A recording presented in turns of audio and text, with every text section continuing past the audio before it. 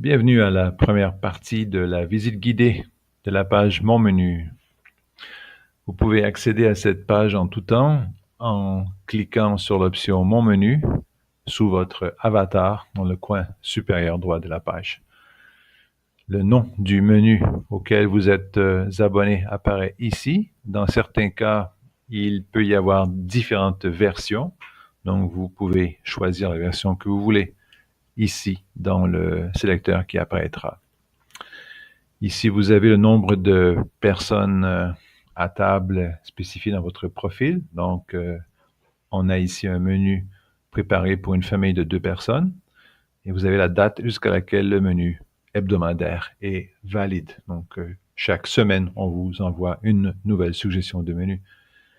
Le lien qui est ici envoie vers une page qui présente des conseils importants et des trucs utiles spécifiques au type de menu auquel vous êtes abonné.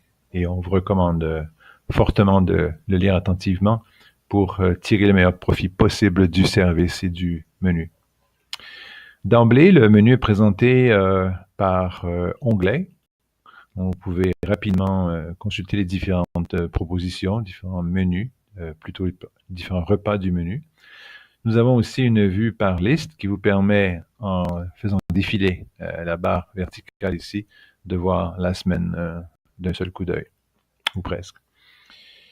Les recettes principales qui requièrent une préparation sont présentées avec une photo visible d'emblée, alors que des recettes comme des collations ou des petits déjeuners, par exemple, sont présentées de façon plus compacte, mais vous pouvez voir la photo en cliquant sur la carte ici.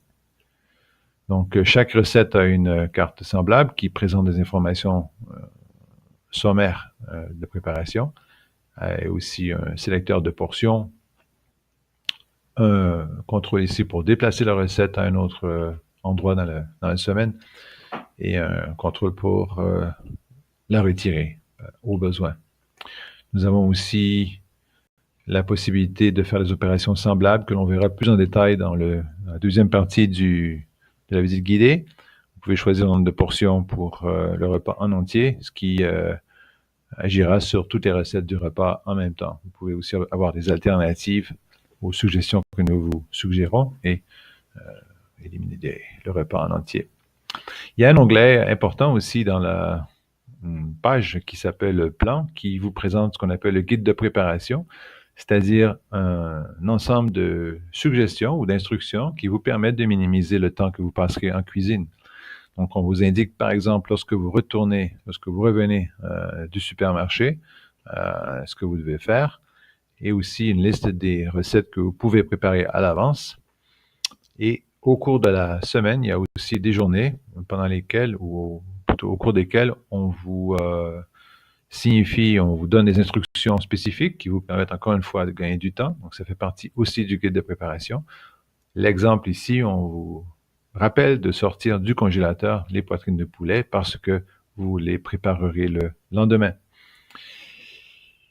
Ensuite, pour chaque journée, en bas de page et aussi dans l'onglet plan pour l'ensemble de la semaine,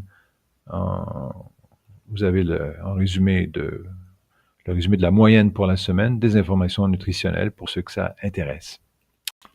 Autre information importante, il y a un petit pictogramme ici qui indique que la recette est répétée, c'est-à-dire qu'elle est au menu plus d'une fois dans la semaine. Donc, dans ce cas-ci, il y a une soupe qui est au menu 2 fois, le mardi et le samedi soir. Enfin, vous avez d'autres contrôles, d'autres pictogrammes et contrôles en haut de la page. Bon, la liste d'achat, une fois que vous aurez fait les ajustements éventuels à votre menu, vous pourrez aller voir tout de suite la liste d'achat qui est synchronisée, donc qui reflète tous les changements que vous aurez faits ici. Ça, nous l'avons vu, c'est ce qui vous permet de passer de la vue par onglet à la vue par liste. Et ceci, le pictogramme d'engrenage, vous permet de réinitialiser le menu de la semaine. Donc, si vous avez fait des suggestions et vous voulez revenir à la suggestion initiale que nous vous avons envoyée, vous cliquez ici. Vous pouvez aussi consulter le menu de la semaine passée. Videz complètement votre menu pour en construire un à partir de 0.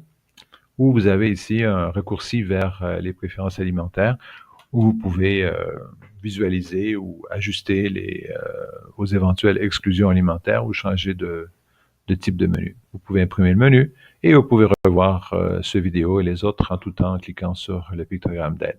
Alors voilà, ce qui conclut le survol du menu.